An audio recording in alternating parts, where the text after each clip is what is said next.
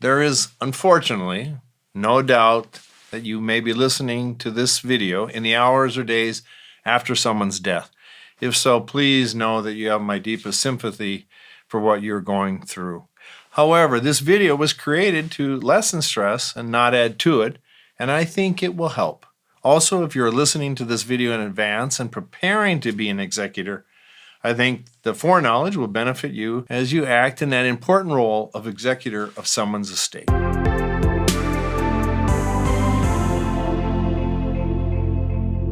Hello, my name is Pat Zumbush, your YouTube CFP. This video is the third in a companion series of helping executors do a good job on the tasks they have been assigned. If you haven't listened to the other two videos on the legal roles of being an executor on helpful advanced prep work, you should probably go there now as precursor work. So, when dealing as the executor of a deceased individual's estate, you have various tasks to accomplish. However, this job often feels overwhelming because we are not taught how to do it, and that task may be occurring at the same time the grieving process is underway.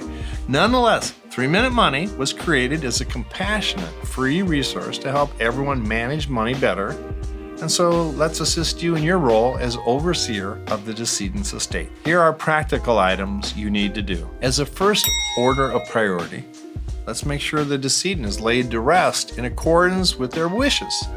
Get the service planned and accomplished, as most executor roles are not as pressing as this respectful act. To be fair, this role of planning the funeral service is not specifically called for in the eyes of the courts.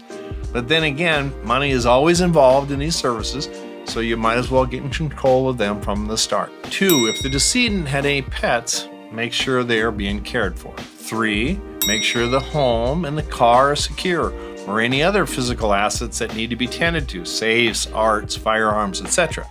It should be mentioned here that being an executor means you have a fiduciary responsibility to protect the estate prior to it being distributed, so make sure adequate insurance is maintained so the value of the property is maintained. 4, make sure you have a copy of the will and you read it through. If you don't have a copy of the will or don't know if there's a will, meaning the decedent possibly died intestate, then you don't know whether you are the appropriate executor for the testator, so-called terms for the person that created the will and is now deceased. 5, get 20 original copies of the death certificate. That might seem like a lot, but it seems like everyone wants an original one, and you really only want to do this once. 6, most states require you to open the estate, which means you need to be formally appointed or approved as executor or personal representative by the probate court. Because unfortunately, not all states do it the same way, check on the rules in your state and make an appointment with the court. You might be wise to obtain or to file a probate bond to insure you from lawsuits. 7, with the aforementioned done and the documents in hand, you are then able to go to the bank and open an account to manage estate affairs, pay the bills, etc. Take the documents of point number 4, 5, and 6 with you as you go to the local bank and open a checking and savings account to accomplish your task of collecting money, paying creditors, etc., etc. This separate account also allows you not to mix them up with your personal affairs or to get accused of doing so. Just know that emotions run high in estate settlements. Item number 8, inform the appropriate stakeholders that you have opened a probate case. This list includes notifying employers, beneficiaries, loved ones, heirs, and creditors of the decedent's passing.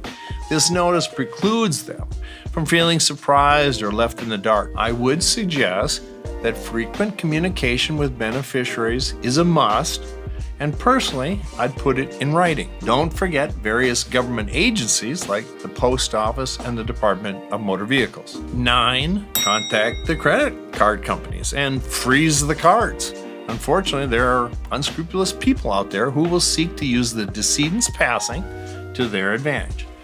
Remember to pay the outstanding bill. 10, take down social media pages such as Facebook, Instagram, etc., etc.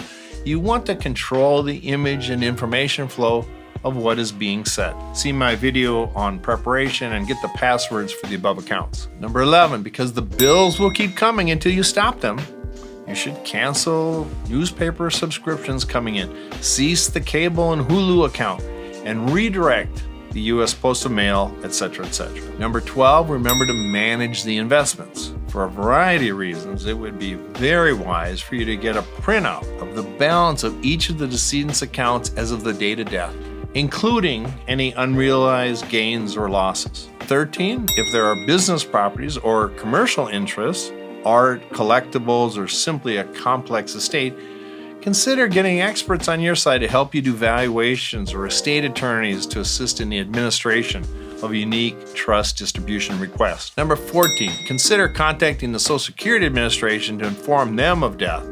If appropriate, send back any Social Security check received. It's not due to the estate and should be returned to avoid later hassle. 15, sooner or later, find out if prior tax returns have been timely filed. It will be your job to do the last tax return for the decedent and a separate tax return for the decedent's estate. 16, and finally, know the list I gave you is not an exhaustive outline. In that light, do not do any distribution of proceeds to the beneficiaries until you have your arms fully around the estate and its legal liabilities.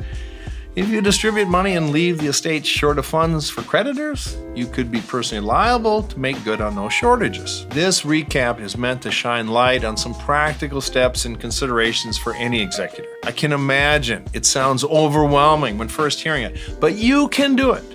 It's important work, and the decedent had faith in you, or you would not have been named in that role.